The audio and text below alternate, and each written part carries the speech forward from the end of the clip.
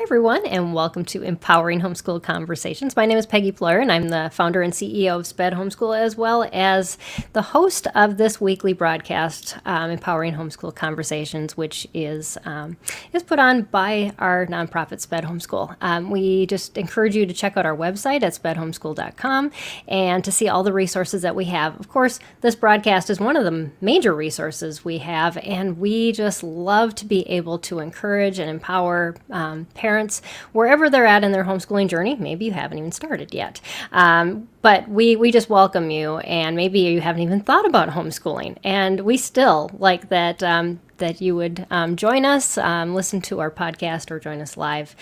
We are live right now on Facebook and on YouTube, and we encourage you to be part of our conversation. That's why we have these discussions live, and so you can put your comments in the down below, and we will see them, be able to include them.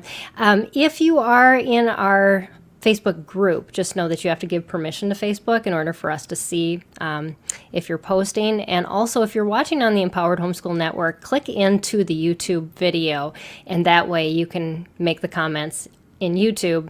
If you make them in the Empowered Homeschool Network, I will only see them after the program.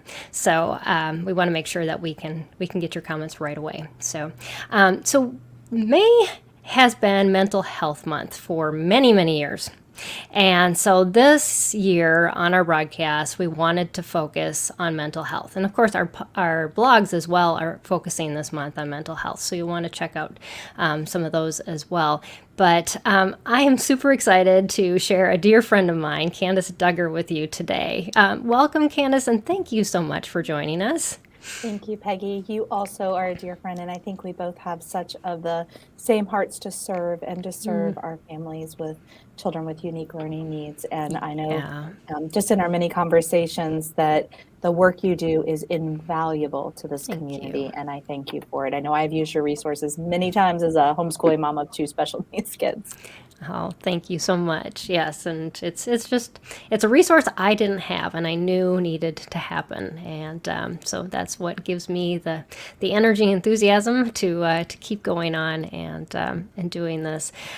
So we're going to talk about, last week we talked about bullying, and I know bullying is something that you talk a lot about. So we're probably going to address a little bit of bullying today too, but we kind of want to move beyond just that and trying to find healing and wholeness after trauma, which comes from a variety of different things, not just bullying. And our kids come from a lot of situations where sometimes we have adopted kids we're homeschooling. Sometimes there's just been a major traumatic event.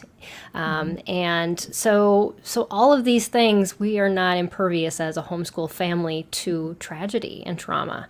And these lead to mental health issues if we don't address them. And so I'm so excited for you to be able to share. And I really would love for you to start out by sharing a little bit of your family story and just... I'll try not to cry. How God equipped you. Yes.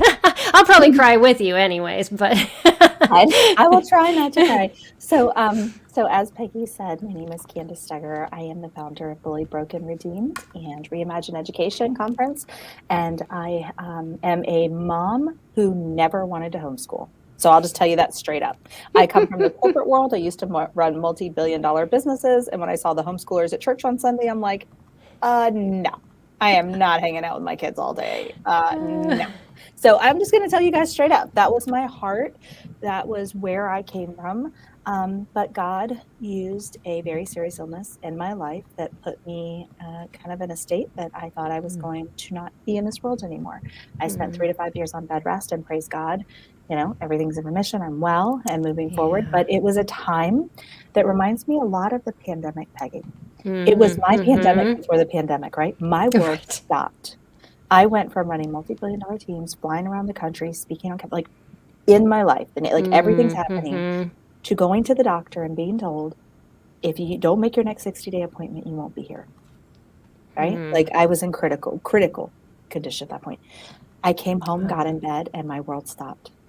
Everything was gone. My friends were gone. Everything was gone. But God, we're talking like I didn't shower until my husband could get home at the end of the day to get me out of bed. It was bad. And yet God used that moment of pain to show me how much my own children were hurting. And I think in the Wow. busyness of life, even in the Yeah. busyness of homeschool, I see, right? It's easy to stay busy. Yeah. We put them in here, we moved to here. And when I got the kids up, I saw them in the morning, they went to school, I got them home. And, I didn't see a lot of that pain, and they can mask really well Oh, for a short yeah. period of time. Yet, during that time, God had actually put homeschooling on my heart the year before, and I was like, ain't happening. But I sent him, I was like, you need a new answer, Lord. I'm going to keep praying for another solution. But he was in middle school and really struggling with his mental health. We were in a mental health crisis. I knew he was struggling with bullying at school, but I didn't know how bad. He had an extensive IEP, and y'all, one of those IEPs that like I felt I was in the school more than like I just felt like I sat with the teachers. And so here's a child who is broken, hurting, being physically abused, from his peers, dealing with cyberbullying, coming home, sitting in classes where 80% of his day he focused on what he didn't do well. Wow. And Yeah. he gave up the will to live. And as a mom, to say that is so hard, because what I thought was an amazing relationship with my son, we're in church, we're taking him to youth groups, what was the catalyst for him was the kids who were in school were also in youth group. Oh, And wow. even You the had no places escape. Yeah. he thought he could have safe were not safe. And when he asked for help, he felt rejected from even within his church, right? Wow. And so he had a total of 6 suicide attempts total. Now I'm telling you guys like the whole thing, but in May, God put on my heart. I remember I was in an IEP meeting, and it was, like I'm in a math IEP meeting, and the man says to me, Peggy, you ready? We're going to get him a handwriting therapist. For math. I was like, the world stopped, and I got really quiet, and I folded up the papers and I pushed them across the way, and I'm like, we're done. And my husband's like, holy crap, something's happening. Like, I don't know what's happening. And everybody's trying to engage me. And I'm like, we have all failed this child. Everyone sitting at this table has failed this child, but he is my responsibility, and it stops with me. We're done. And I left the room. Everybody's trying to, it's like there are 12 people in the room. They're trying to talk to me. I'm like, we're done. Went to our first homeschool conference the next week. I remember my husband looking at me at the car. He goes, so we're homeschooling?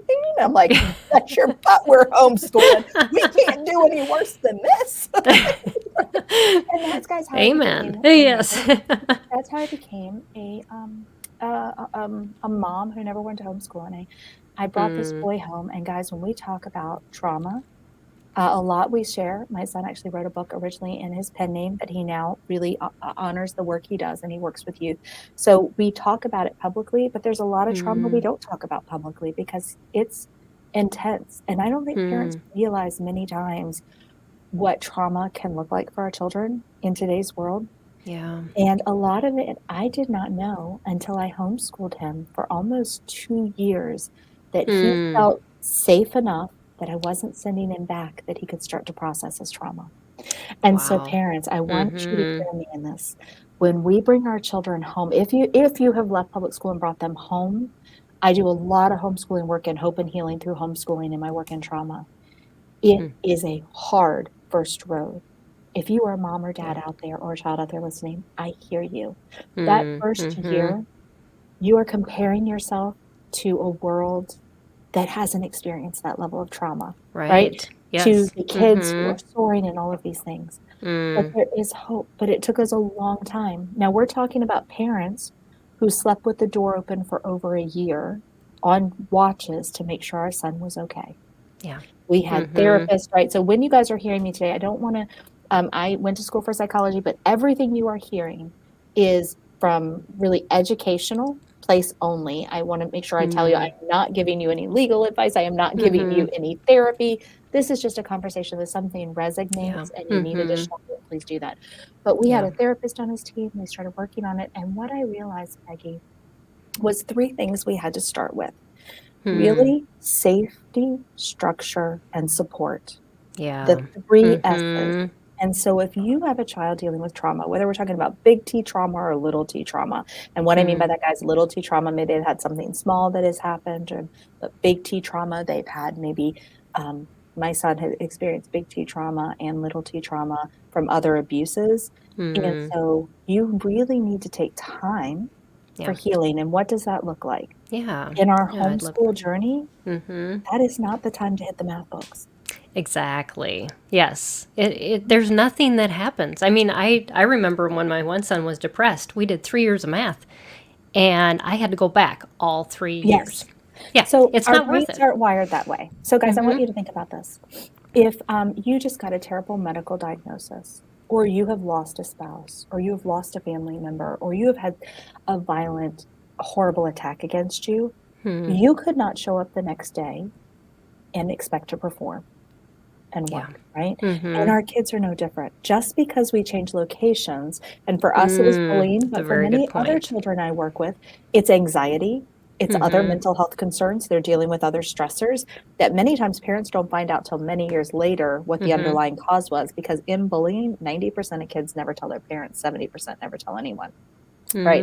I can't tell Wow. you, Peggy, how many adults I talk to who've never told their parents or even told their spouse, and it still to this day holds them back Wow. because of the PTSD and trauma from it as a youth. So so back to what I was sharing. The first thing as a parent, I want you guys to know, if you have a child dealing with any level of mental health crisis, these 3 S's are where I would really suggest you start. It's safety, structure, and support. Very simple. Great. The very first thing you have to do is create a safety net. They need to feel safe. My son wasn't safe in school, and he didn't feel safe at church, Right. and he surely wasn't in a place to start showing up at co-ops, Mm-hmm. right? Right. He needed Yeah. a sense of safety. And so what did that look like? It was a lot of reassurance. And in today's digital world, guys, bullying comes home with you. Your That co-op is group comes sad home but with you. true. I have a Yes. huge rise in bullying from co-op groups. That's Oh, where I am wow. today at HSLDA doing some work. There's a huge rise in these issues, guys, that are coming from our kids digitally, Wow. from trafficking in their home, for our homeschoolers, all of these things. But the first thing you have to create is safety. If someone doesn't feel safe and they feel in a place of threatened, and that heightened alert is always happening, you cannot even almost have a conversation with them, right? Right. Imagine being in a place that you're fight or flight and you're not safe. There is no logic. So create an environment that's safe, right? Right. And that a lot of times, one thing that we did in that was to create a code word, because when we went out in public, my son would run into the people who abused him. They were in our community, even in our church, even in other places. And I saw him physically being shaken several times. So he could give me a code word, like, Mom, when we get home, I need to update Minecraft. Now, this was a few years ago, so that was what was Right. important. That was, yeah. It needed to be something that he wouldn't really tell me in the middle of the day, like just in a random conversation. Right. Or, Mom, next time you go to the grocery store, can you get me some of these Doritos that I love? It needed to be something he could communicate that wouldn't seem weird but out of the way. Right. Okay? Yep. Parents, that code word will help your children to be able to articulate to you, I need to get out of here. Something is causing either a traumatic experience for me, something has triggered me. I can't tell you everything I need to tell you now, and I need you to remove me from here to a safe place. And so even if we were That's in a beautiful. grocery store, even if I was in a restaurant, if we were at church in a group, I knew, and he only had to use it a couple of times, but it was enough to provide him the safety he needed that we could leave the house and go out. Okay, Right. so that was one thing. But also established with you your relationship as a safe place. And so That I was not going to blow yes. him off. And Peggy, like, this is the part I cry. Okay. I can like already feel it, so I'm just sorry, guys. If you're listening. Guys, I wasn't safe in the beginning. When my son came to tell me of the abuse, and I want you guys to hear me because I made mistakes that could have cost my son his life. Okay? When he came to tell me that things were going on, the first thought I had as a parent was, well, did you do something to start it? Or maybe I was looking at it that it was conflict, that he was dealing with conflict, not bullying, abuse, assault, and battery. I was looking at it that he was dealing with a conflict. Right. And I was trying Which to is a flush it totally out. different thing. Very different. Now imagine being a 12-year-old boy, terrified to already tell your parents. There's this area of shame that you don't want to speak up or ask for help, even in mental health. They feel like they should, especially our young men, right? Right. I was really taken back because he kind of shut down, and I'm trying to ask questions. And yet here this young man is coming to me, pouring his heart and his fears, and I wasn't safe. I almost victim blamed in that moment. And so parents, if your children come to share their heart and their pain with you, here's my best advice. Take a deep breath, right? And lean in. That you do not need to solve it then. You need 2 ears and no mouth, right? It can be as much as, wow, that must be really hard. Would you tell me more? Yes. Because what they tell you up front, they're going to start reading your face. They're going to read your body language. They're going to read all of these things to see if you're safe enough that they can lean into you and share more information. And what they are telling you is more valuable than any gold, any Bitcoin, anything you put value in. Those are gems of their heart they are giving you. That is a place for you to come beside them and help them. And if you don't lean in, there may be a point they stop coming to you or not giving it to you at all. Yes. Oh, that's great advice. Yeah. So I will tell you, I made that mistake and I own it. And to this day, I still apologize when we're on stage talking about it, but I was not safe. I kind of did a lot of things I felt I was doing right in the time, but I didn't know.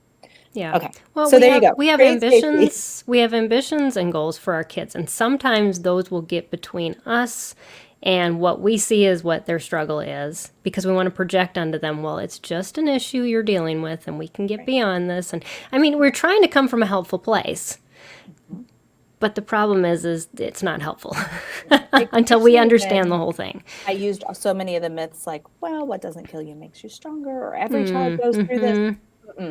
And one thing I want to tell you, parents, if you're hearing this today, when you hear that boys will be boys or girls will be girls, or this is just a normal child. Now, if you have littles in the room, I'll say something that's a little, just bear with me. Might want to mute for a second, not let them hear. But 1 in 4 children are going to experience sexual abuse in their life. Yeah. That does not make it a normal part of childhood development. 1 in 3 children are going to experience bullying. That does not make it a normal part of childhood development. The trauma and PTSD that can happen from that is lifelong and damaging, whether it's from bullying or other abuse of trauma. It is not normal, and we cannot normalize that. Yeah, no. Not okay. No. Right? And this whole thing of children are so resilient, well, then we would not be in therapy talking about our childhood past if we were so resilient. So let's just own it, right? Okay. Yeah. So now we've talked about safety, right? Right. Yes. The second part is structure.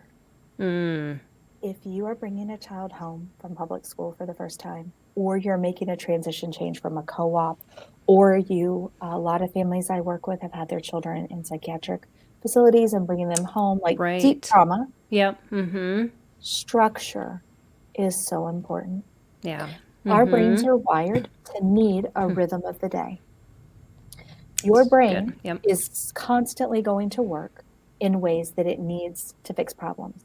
When you wake up around the same time, and then we have this routine, and we eat around the same time, and we go for walks around the same time, the more rhythm in the day we can put that's consistent, our brain isn't thinking, is this a fight or flight moment? Why are we doing this differently? Why is this? It's not happening to set off when it's already on fire, right? It's already looking for trauma responses everywhere. When some days we wake up at 8 and some days we wake up at noon and some days we start with this. Yeah. It's not gonna help. Because you have to go through that process every time. So that is such and your a good brain is having to deal with that. Create rhythm. Create a rhythm of the day. And so we kind of wake up at the same time, what we do in the same time. This is, I am still, even during our years of helping my son heal, we still learned a lot. And we'll talk about that in a minute. Learning doesn't have to stop just because it's not in the books, right? We help to rebuild so much. But the more consistency, like on Tuesdays are library days, and on Thursdays we go for hikes, or whatever that routine is, create one. And it does not matter to me. I mean, I am somebody, every family has their own thing. If they're up at 12, because y'all are up till midnight, because you're a late night family, because they do school from 8 till midnight. Right. Just have some kind of schedule. Yeah, I actually put Brandon in classes in Australia at one point because he was way better. That is a great suggestion. He is a night owl. He's really wired to Uh-huh. be a third work shift person, right? Right. Like Yeah. God wired him that way, and we cannot break that in our culture, Peggy, because if we do, who will be our third night work nurses and firemen and people to It's protect us at so night while we true. rest? Yes. We cannot break that and expect 9 to 5. So I honored how God wired him and just put him in classes in Australia. That is Like, let's very do it. creative. You do what you got to do. You That's do. what you do. Yeah, And he thought it exactly. was cool because he could be taking classes at 11 at night. And he's like, Mm-hmm. woo, his brain's on fire at Wow. 11 o'clock at night. Mm-hmm. Yeah. So anyway, Yeah. so create your structure. Right. And then Yeah. the third Do you have ask- any suggestions in that structure thing for parents who naturally themselves are not structured? Yes. Well, so I have to say, I am somebody who needs somewhat of a plan. I'm a little bit of a planner. Mm-hmm. So I will do my best, guys. But yes, the first thing is really take a look at your home environment. Check in with your personality, check in with your child's personality. Just start writing it out. Get a whiteboard and talk with your child. Go shoulder to shoulder and say, hey, I want to invite you into this conversation because That's a I great value idea. your opinion. Let's create this together, right? I think if we woke up at 9 o'clock and we spent the first 30 minutes just having a cup of cocoa or tea or coffee and talking about the day and just maybe chatting outside, that I would like that. Or if in the mornings you don't want to, we want to go for a walk or quiet time. There was a point, and I haven't even told you guys, I'll tell you the second part of my little guy in a minute, but there was a part of the day, my little guy, we woke up when we were helping him heal through his trauma. We got cocoa, mom got coffee, and we did not talk in the morning. We went for 30-minute quiet walks, and he had to listen to nature and God, and I was really grounding him. Shoes are off, walking in the grass, listening to wow. nature, Yeah. feeling sensory. And every time we're trying to find new birds or new things, all I was trying to do was get him connected back to God and back to nature and back to his environment. And so Right. our first 30 minutes, we didn't talk. We went on quiet nature walks. Mom popped in earpods. I didn't listen to anything, but he needed that, right? He needed to Right. Yep. explore his environment, and he needed to create a community around him again that was safe for him. And so we Yeah. created that through morning nature walks. And the very first thing we did was really kind of starting our PA. We got up and we went for a walk. Then we came back. And I will tell you guys, with both of my children, the first year of school was not what you consider traditional school. I leaned in to entrepreneurship with both of my kids because that was something that would help them rethink how they felt about themselves in unit studies. So if you're not ready for your kid to pick up algebra or math or things, really, if you're not familiar with unit studies, consider leaning into them. They're a beautiful way, like nature with my son. We could pick short things that he loves Yes. and they connect to. So that way Yep. they're still learning, but they're learning on their terms and learning in a way that gives them a sense of power and control back. Right. Right? Yep. Brandon, when I brought him home, loved NFL and football, anything. Anything. So we took football. He learned everything from turfs and environment and Wow. conditions to the history to reading different reports and being able to give me everything was football. He learned so much. Right. But it was on a way he could manage it, right? And as I Right. said, I personally am a big fan of using entrepreneurship as part of a homeschool journey for children in trauma. It helps them stop seeing, I am these things that my brain is telling me. I am not broken. I'm all these things, and start to see them as I'm an author, I'm a business owner, I'm contributing back, I'm making I have a passion for fixing the environment. Whatever their passion is, Right. they can channel that, and then it stops that replay, right? That reel in their mind. It stops it from being all these horrible things said about them to truly seeing themselves differently because others start to see them differently. Not just mom and dad. The community starts to see them differently. So my youngest, that was one thing we did. We helped him write. He published his first book. He now speaks. He has his service dog on invisible disabilities and autism. He has a pet product line. And now people see him. He does, big panels. He speaks. He's working on a TED Talk. Like those are his goals. As a young person, he's only in middle school, right? But he now sees himself in a different way than the horrible things that were said about him. He's the little child that I brought home at 9 under the bed screaming, I'd rather die than go back another day. I figured out how to learn with the first one, Peggy, but I'm clearly a slow learner. That's okay. I didn't catch dyslexia till my middle one was 16. So, and Yeah. I had been working, in this field and thinking, okay, my kids just have autism. No. But, Yes. you make a good point in that, focusing on what they do good, because if we go straight into those school things, oftentimes we go into the things they do the worst at.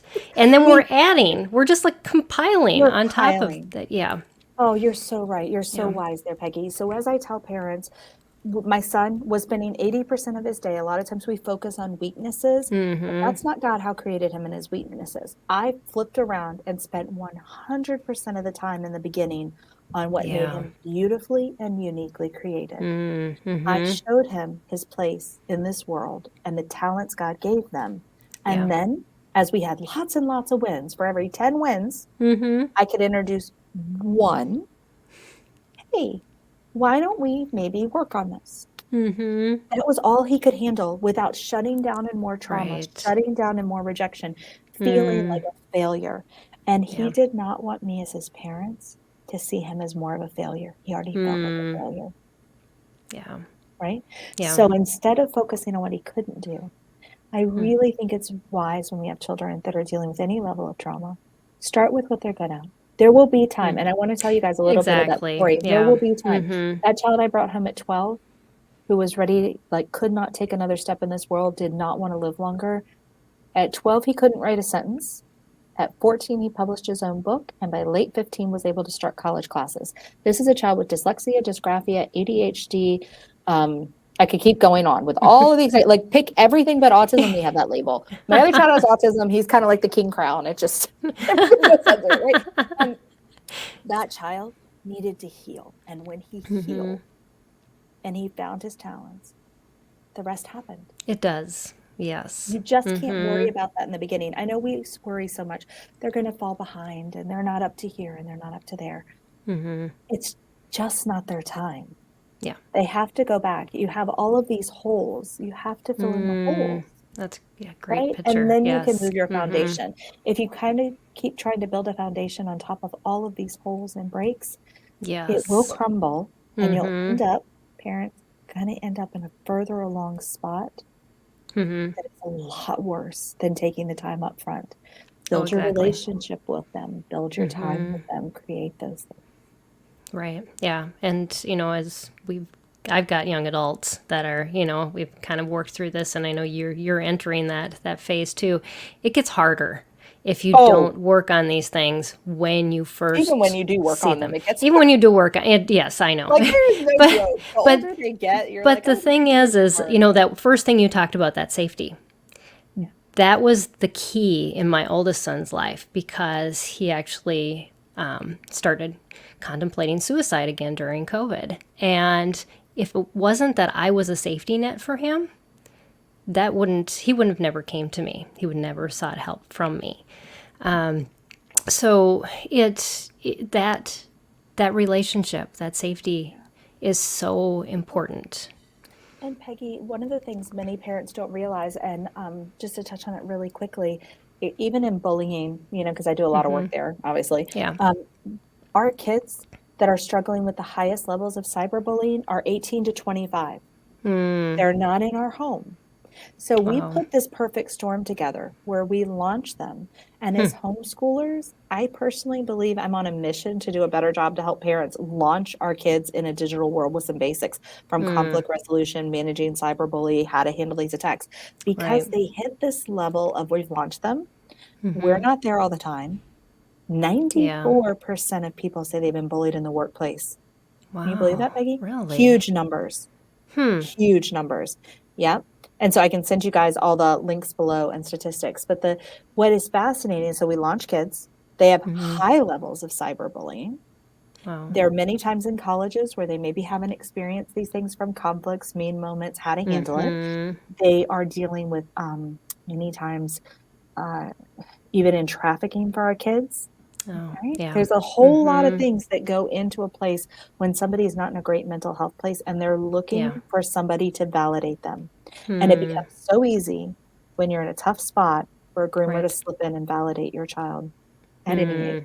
And so we launch these kids. They're not prepared or they haven't dealt with it as much, maybe not as much at home. How do I deal Right. with it? They're now dealing with it online. They're dealing with it in the workplace and in their Mm. friend circles. It is a Yeah. perfect storm, and yet they don't Mm. have that safety launch. So if you're sitting there going, oh, I'm so glad I don't have to deal with these things, I've launched my kid. I'm like, let's have a cup Mm. of coffee and chat. Right, They need your exactly. check-in. They need your Mm-hmm. wisdom.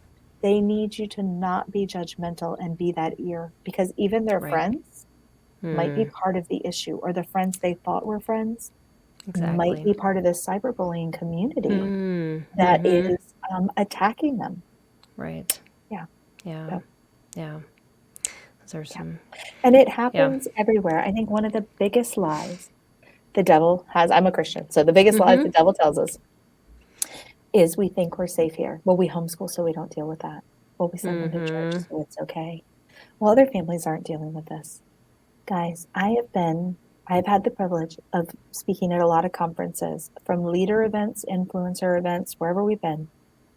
The amount of leaders in our homeschool community who are dealing with these issues with their own children is astonishing. Mm-hmm. They don't talk about it because there's a lot of shame, and then they feel ill-equipped to help the kids in their community because they are struggling to help their own children.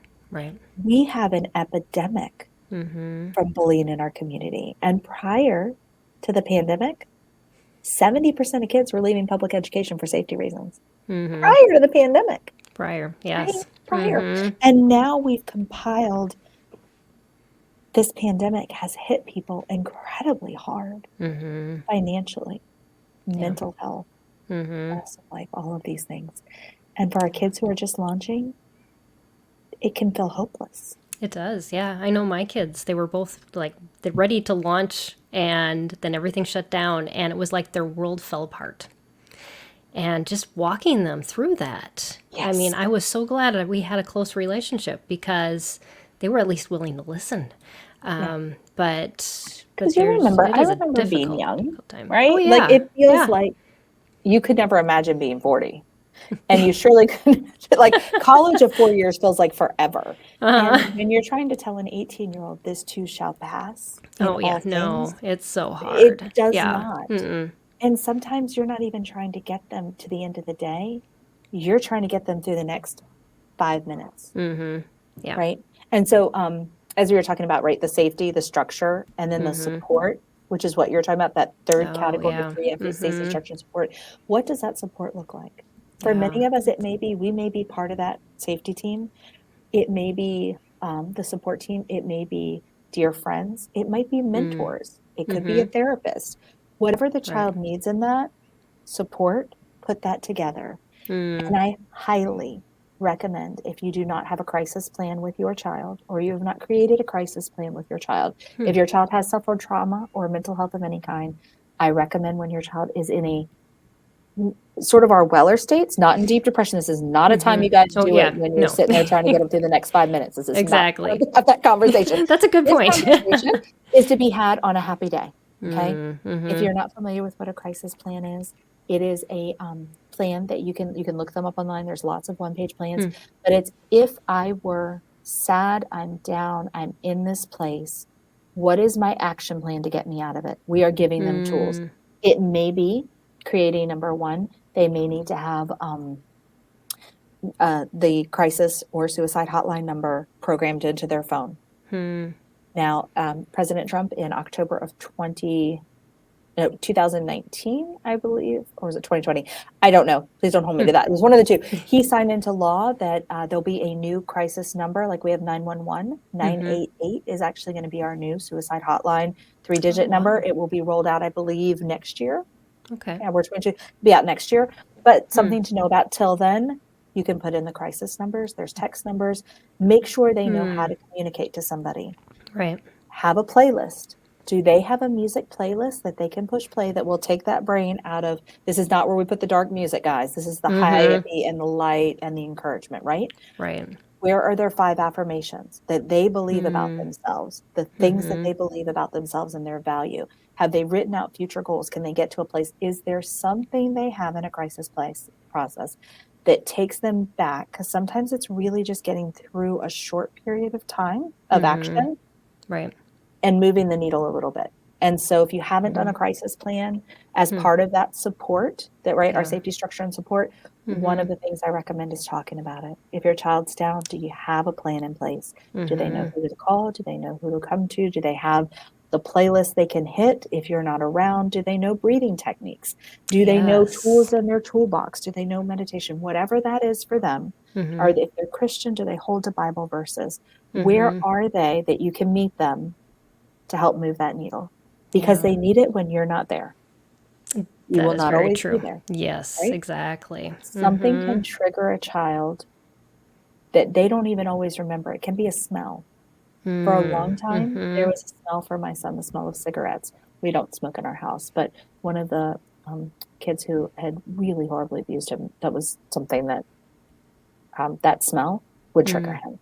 And I didn't know for a long time, but we'd be out and it would almost take him like right back. And so sometimes through intense PTSD, sometimes you have to remember there can be smells, there can be conversations, there could be something that takes you to a flashback. And they need to know when you're not there, how do I move forward in this? Right. Yeah. It's those kind of a panic attack type of things, but you are just stuck. And so to have that this is how you tow yourself out of Don't we all need it even as adults? Yes, I mean, exactly. We do. I know who to call, right? I got my couple friends I can call. Right. I have my playlist. I have my 5-minute devotionals. I have my things that I've put in place. Yeah. And let's be honest, guys, as parents, when our kids are struggling, it can be really hard not to struggle ourselves. That is very true. Yes. Because we take it personally. I mean, I know for a long time I blamed myself. And, you just have to realize that God is in this. And he, it wasn't all up to me. or up to you. And what if, we can do these what ifs. What if I had seen this earlier? What if, but God makes something beautiful out of tragedy and out of the tough places. And he knew exactly when you needed to see what you need to see, and as well as you parents that are listening. And so don't beat yourself up that this is when you're catching it, or that, when you have time. And right.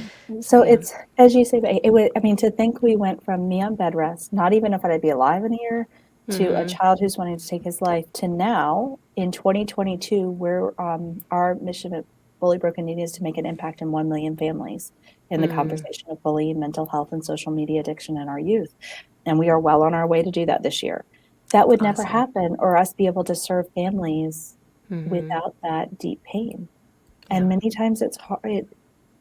God puts us through these dark places so that we can then serve others. It is not easy in those dark places, but for me, it was a time I pulled closer to God. And my whole family broke down what looked like a normal, typical family, right? Like putting the kids on the bus, going off working, to really bringing us closer together in a journey that now in our family of 4, we have 6 businesses and a foundation, and both of my children work with other youth in trauma. Who would have thought, right? Who would have thought that's what we would be doing out of that? But that's what God uses. He wastes nothing. Yeah, and it's beautiful, because it wasn't something you sat down and wrote a business plan for. Now I'm coming to the point of getting there, right? That we can take that and move it forward. But even in that, I don't think I would have wanted to write that business plan. First, this is what we're going to do. No, it's really a dark place. And so for us parents, we need to create our own set of time for healing, right? Yes. We have deep wounds. That's good. That happen. And we have to create our own time of healing. If we just stuff all those emotions down and get through, which is kind of what I had to do in the beginning to get through that period, at some point we do have to heal from our own pieces of it. Yeah. Our own, as you said, that looking at that, because it is that sense of, could I have done something different? We do have to let that go. We have to forgive ourselves. We have to show grace to ourselves. And as I know, as a mom, that has been a hard place for me to be, but I've done the work and kind of gotten there, but I still can't cry without telling the story. But there's there. But there's a piece that we need to have that conversation even with our spouses, Mm-hmm. right? Sometimes Yeah. things aren't said that we really do need to come together and heal. Mm-hmm. And so when we Right. talk about healing from trauma, a family in trauma is not one person in trauma, it is a family in trauma. That. If one Yep. person in your family Mm-hmm. is experiencing a mental health crisis or Mm-hmm. trauma, it will throw your entire family. There is no way anybody's coming out of that unscathed. Right. Yeah. Do you have any suggestions for starting those conversations? Yeah. Well, for me and my husband, it did not happen in the crisis, right? Yep. In crisis, it's mama bear, get through it. And then once we were on the other side, Uh-huh. for us, it became once again, we needed to find, we homeschool kids and we run our businesses at home. So we had to find Mm-hmm. quiet places to have those. So in the Yeah. evenings after dinner, we would take little walks. That's what We'd we walk do across too. the street Yep. around the pond. Mm-hmm. And that was my place that I could open up conversations. And before I stepped into heavy conversations, it was always, honey, I have some things on my heart that are really heavy for me. And I would really love to process it with you. But I know they're heavy things and it may have been a hard day for you. Is today a good day we talk about them? Yeah.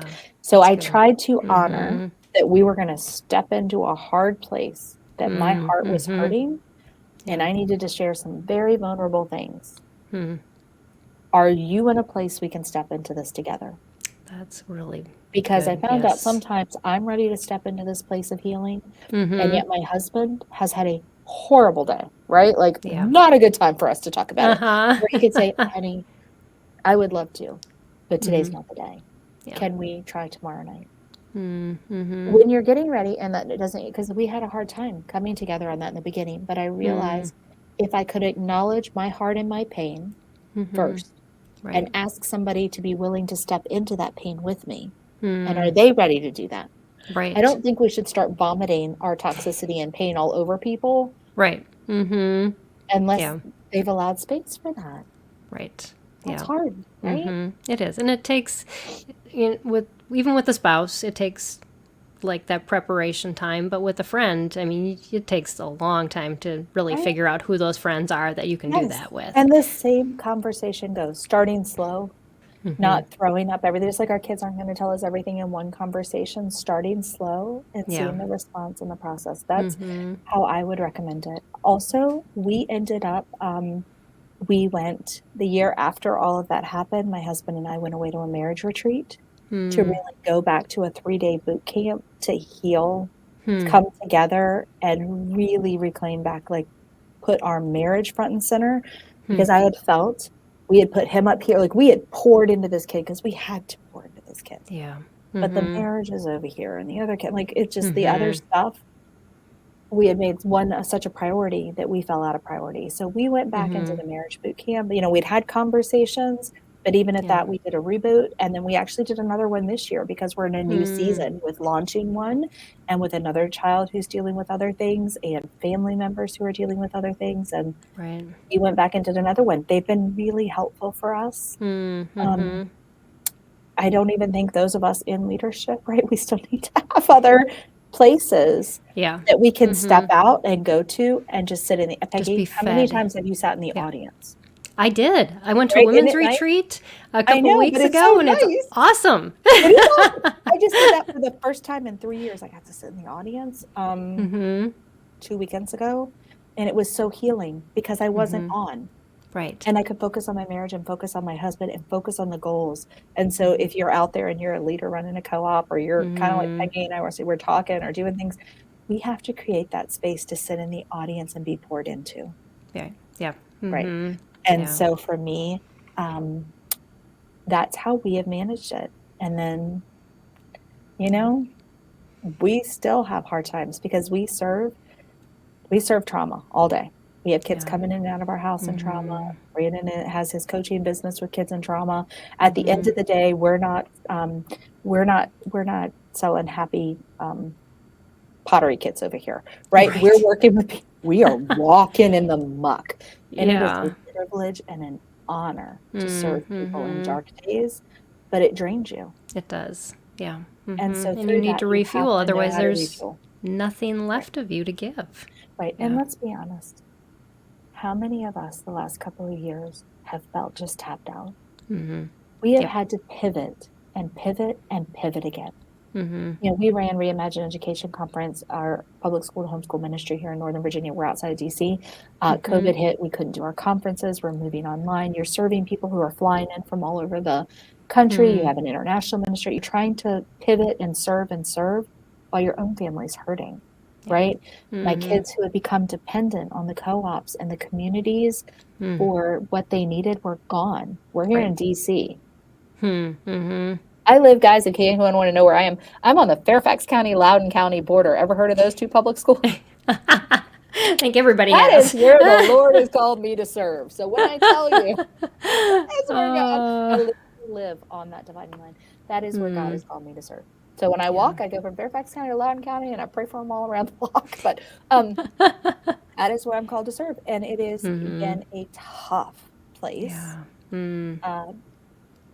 For families that are hurting to find resources for help. And so showing up alongside people in pain there is nothing better. And for friends out there who are wondering, how do I support my friend? Right? We talked about that safety structure and support. Very good question. My friend's child, right? My friend's child has been bullied. I don't know what to say. Listen, we have become a society who wants to slap a happy bumper sticker on it and move on down the road. Yes. Right? We don't want to sit with people in their muck. We want to fix it and move them along because of our own discomfort. That is about us. Yes. Not about them. Exactly. So, right? Like, let's just, let's be honest. Yep. We have to learn how to sit with people in pain and not use, I don't know if you're familiar with toxic positivity. Toxic positivity is, I do a workshop on toxic positivity and parenting. If you are a parent who is always using positive, it will create a toxic relationship in your child that you're not creating space for failure. The failure is no option. We're going to, all those things. If you need to put a positive swing, don't worry, everything gets better. You're not creating a space for that child to process their emotions, learn how to manage their emotions, learn how to emotionally regulate. They're told it is bad to be anything but here, right? Yeah. And we become a society that does that. Even our girlfriends, we want to sit down and listen to them, and it's hard. You have to practice to keep your mouth shut and just lean in and cry with them and pray with them. Exactly. And say, I know this must be really hard. Right. Yeah. I can pray for you. How else can I serve you? So if your friends are not talking to you about it, it's probably because there's a lot of shame and they would love to. Exactly. Invite them for that walk. Invite them for that cup of coffee. Yeah, because that's where those things. Yeah, that's where those things are talked about. It's not like they're going to send you a text and tell you like their deepest, darkest secrets. It doesn't happen that way. It's like you have coffee long enough, things are going to come out. They don't want to call and many times put that on you. They don't want to stress you out either. So create space. Create a place that they can just be vulnerable. And you will, in return, not blast that information to the world or gossip or share it. A lot of people are becoming very vulnerable to want to share anything because they're worried. And I will tell you, Peggy, this has actually been an issue as we've moved up in leadership, us even finding leadership groups that we can serve in, that when I want a place to process what we're going through, that we'll keep that private. You know, we've been asked to do a reality show, The Other Duggars, which is not happening. I'm not doing a reality show. But the whole thing, like, you know, we have several TV interviews of our family this week. We come to a place that we also would love a place to come in leadership and be served. But many of the leaders, are you going to keep what we share discreet? Right. Yeah. Right? Yeah, there needs to be a So- safe space. So be discreet for your friends. If they ask you and honor that, truly honor that. Right. Yeah. Because that's why I find so many people are nervous to say anything. They don't want their business all over the street, or they don't want somebody putting it out there, or they worry that you guys might have a fight and you turn against them, or it's terribly sad. Right? Yeah. Be a safe place. And are you somebody that, do you gossip to them about other people? Right. Because that's a true indicator of what you're going to say to somebody else. Very much right? so. Right? So be a Yeah. friend with integrity and honor. And then you're also showing your children how do you lean in to friends when they're in trouble? Because we are the Right. model, right? Exactly. Right? Yep. How do you handle conflict? Do you know how to handle conflict? Do you have conflict resolution skills, and do your kids know how to have conflict resolution? Right. Yeah. We live in a society that wants to avoid it or make it worse. And neither are good. Right. Yes. Yeah. And then the last thing I wanted to add, as we're kind of wrapping up in our kids, in a world that is digital, we have to teach them how are they going to handle negative feedback, right? You and I both run businesses or moms that are out there, you post something. When something negative is said, how are you going Right. to respond? Are you going to respond or are you going to react? Are you going Yes. to lean in and have Exactly. conversations or are you going to blow it up worse? Right. Teaching them how, and this person, are they trolling you? How do you deal with trolls? How do you deal with different things? They're going Right. to learn from you. And can they learn how to manage their minds? Because that Mm-hmm. information is out there publicly. Right. It's embarrassing. Your other Mm-hmm. family is seeing it, friends are seeing it. It'll hurt your mental Right. health. How can they lean in to Mm-hmm. that and know how to work through that comment and not let it not impact their mental health? Right. That's Exactly. really Because it big in a can eat digital you world. alive if you It will. don't do it the right way. Yes, and you have to know how. And so for parents that are wondering what that is, I can give you a very, very tiny bit because I know we're wrapping up, but the first thing to do when you see that comment, you kind of have to honor that that's hurtful. You can't pretend like, oh, that doesn't bother me.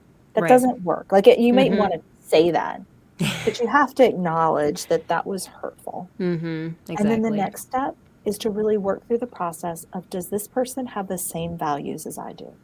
Is this someone that I want to give power in my life who truly knows my heart, who knows me? If it's an aunt or a mother or someone who truly knows me, or a dear friend, their weight and value and their honesty may be something I need to look at internal reflection. If it's somebody who has no idea and doesn't have the same beliefs and is just throwing that out there, we Right. don't have the same beliefs at the end of the day. We're not on the same moral compass. It's a lot easier to move on. Right. Right? Once you've Exactly. acknowledged it was hurtful and say, hey, this just person doesn't have the same belief structure that I do, and we don't have the same moral code here, and I Right. honor where they are, but I can let Mm-hmm. that go Yeah. because we don't have the same moral compass. But help Yeah. your kids work through that process so that they know how to handle it when they're getting intensely hit. Yeah. In conjunction to that, one of our viewers on YouTube said, I'm not sure that everyone needs to live out loud. And I think social media really promotes spilling your life to everyone that maybe not is always healing. Oh, Lisa. Hey, high five. You are Yeah. right. One of the first things I teach a kids business class, and one of the first things we talk about is everything you post, is it professional? Keeping personal life personal? Do not air your dirty laundry out there, right? Yes. Is it right? Like, seriously, no, does not need to happen. Right. You don't need to do Exactly. that. I could not agree with Lisa anymore. So, no, we need to, and we Yeah. need to teach our kids how to do that. Exactly. Yeah. I'm just so excited. My kids have never created Facebook accounts. They've thought they were So just too weird. my I kids was have like, them for their okay. businesses. Yeah. So I And manage it a little yeah. differently. Christian is, Christian, my younger son who's on the spectrum, he has an Instagram. We had to grab all the social media handles to protect his brand because once he started Oh, selling books, yes. we actually had somebody try to steal his identity, Oh, recreate my TikToks goodness. using his name and getting a dog that looks like his because he has a service dog that he talks about. Oh, So we had to wow. protect his brand. And then we set it up that all social media is done together. It runs off my phone. So when we post his things. I give him permission. Like, is this a photo you are comfortable with? I would never post Right. it without his permission of, are you comfortable with this angle? Are you comfortable with your dog? Are you comfortable from the speaking? Is comfortable. So Right. we post Yeah. that. And then even through comments he gets, we sit together and read them side by side. That's great. He does Yes. not get to. Now he's on the things, but he does not get to at his age. And my other son's 18, so a little bit different. But even now, because we put those in place, as he grows his business and anything questionable, he comes to me and says, Mom, I would like to post this. Can you please make sure I'm on target and message? Right? Is this a messaging for my brand and my brand reputation that is, Right. because we talk about hard stuff Yep. and he wants to honor that from a place of pain. So Right. yeah, Exactly. Yeah. yeah. Yeah. Lisa just agreed. Yes. The Yeah, message these air days your is dirty air your dirty laundry. laundry. Because you know what? People aren't there when the makeup happens. I can't tell you how many friends I've seen air their Yeah. dirty laundry, yet on the back end, those Hmm. people are not there when the cleanup happens. And so they Mm, only get one perspective. they do. Yes, exactly. Yeah. Mm-hmm. Yeah. So Yeah. that's why we're not doing the reality show. Not doing it, Right. guys. Yeah. No. Mm-mm. No, we have a Imagine. family that just started coming to our church and they have a reality show, and I can't even imagine what they go through. So, yes. Yeah, when they ask me to do the other Duggars, I'm like, are you crazy?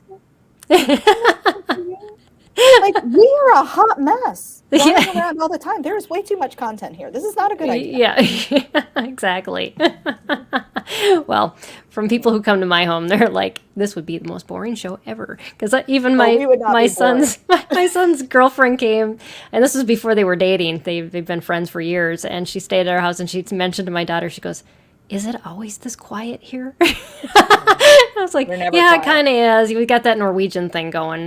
Nobody Yeah. really talks unless there's an initiation of a There's conversation." way too much content every day, but I'm just not willing to sign anything to put that out there, Oh right? Like yeah. we had a TV crew there. We're here in the DC area, and they're doing a couple of shows on our family on special needs homeschooling. Why would families choose? And they spent many hours with us and followed us, and so it comes out this month. And even with that, I was like, I need to be able before you come into my home. I have a son with special needs with no filter, and so if something is said, do I have the right to ask you to cut it out? Because sometimes he shares information that's a little too public. Mm-hmm. And they agreed, so it was okay. Right. But That's good. yeah, Yeah. you Yeah. gotta be Yeah. careful.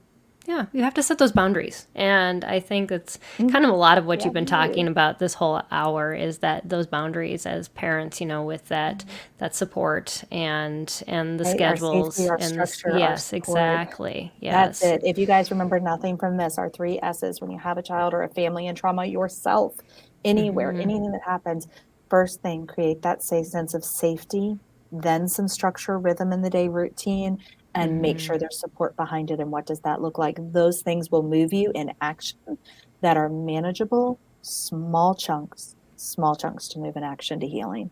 Yeah. You don't need to fix it overnight, but that's how you start. Yeah. Good recap.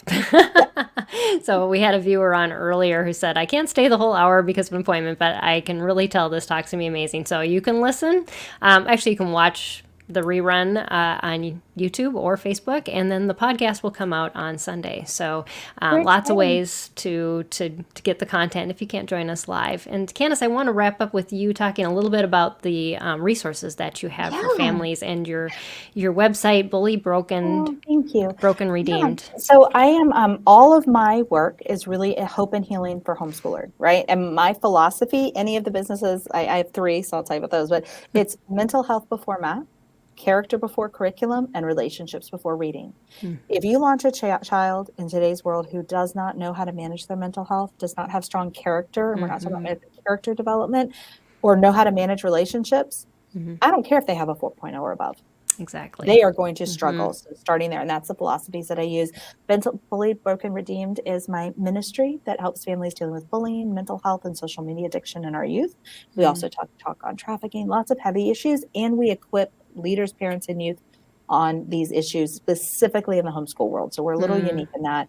Reimagine Education Conference is work where I work with families, public school to homeschool, and we will be opening membership again in the fall. So if you're a new family, don't know how to start, working families that can come alongside those. And I am super excited. I have been doing work with kids and launching businesses now for many years. But I am launching this week Kids Business Academy. So just kidsbusinessacademy.com. Awesome. Well, I'm going to make sure you get me all those links, and then I'll get them in the YouTube description, and we'll share them on Facebook too. But that is my way of trying to create a place, as we talked about, to move from healing trauma. It is my place for all abilities. It is children with all abilities to show up. We talk a lot of safety and online and keeping our kids secure, things we've talked about, but also helping them rethink how they see themselves and their passions and how they can play that out. And then they have a community of other young entrepreneurs. So I love that work. And I've teamed up with a lady who is a graphic design and social media expert. And so I talk on business and healing and safety. And she's going to teach kids all on the digital, the marketing, all of that side. And we're going to give it to them in a way that all ability children can show up. They don't have to be so cool. We got to get that on You're our not to be website. academic rock Yeah. stars. Yeah. Yeah, so that's my place to Yeah. help children healing through action. So That's that's the work I beautiful. do. Yeah, and it's so amazing. Yeah, it's I kind of just applaud you for all grown, that. right? Yeah, yeah, Because people are exactly. like, hey, I need to get my kid out, and now I need Mm-hmm. to know support, and now I need to help the kid heal. So it just naturally Yep, yep. moves. Well, that's God works in amazing ways to get us to do all And that I'm we need to do. very Yeah. blessed to hold space in the homeschool community for people to talk about some of these issues that aren't talked about much. Yeah. Yeah. This is very true. Yeah. Yeah. Well, thank you for the work that you do and for sharing your heart and your story with us today. It was just, it was a pleasure. And yeah, always wonderful to converse with you and catch up. So, Oh, my dear friend, and the ventures you're on, I just can't wait to see yeah. how it all works out. Yeah. Maybe I'll find a Me way to too. get there in August. I don't know. We'll have to ask the Lord, tell us what to do, right? Yeah. So if Candice is talking about August, I just want to encourage all of you. We are doing our first family camp or family retreat this summer in conjunction with the Ministry of Johnny and Friends. And so that'll be in southern Minnesota, August 21st. Well, the families will show up 22nd through the 26th. And we will have buddies for your children, whether they have special needs or not. We are actually, our goal is to buddy every child because siblings of special needs kids need some special treatment too. And mom and dads need respite. Yes. I'm a sibling of a special needs. My brother has special needs, and you always felt kind of left out. Yeah, yeah, yeah. It's important, and so our goal is to just give families respite, renewal, in hope of their faith in God, and just have a little slice of heaven where disabilities aren't disabilities; they're just another ability, and to shine that week. So if you're interested in that, check out our website at spedhomeschool.com and you'll go into Get Homeschool Help and you'll find all about our family retreat right there. So, and thank you all for joining us. It's always amazing to have such a wonderful audience. And next week, we're going to continue this discussion about mental health, and we're going to talk about using creativity and self-expression to improve a student's mental health, which is kind of a bit on the lines with starting your own business, but some kids are a little more artsy, like my daughter, and they may just dive into that too. So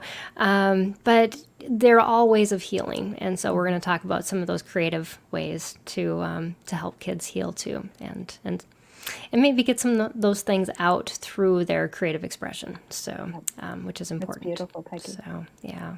All right. Well, thank you all for joining us. Thanks again, Candice. I appreciate all that you shared. And I adore you and blessing. the work you're doing. And Peggy, it is so needed. As I said earlier, I've used your resources a lot. A lot. So thank you for your work. You are welcome. It is my pleasure. So thanks, everybody, and God bless. We'll see you next week. Same time, same place. Bye, everyone. Oops, I got to get my video up.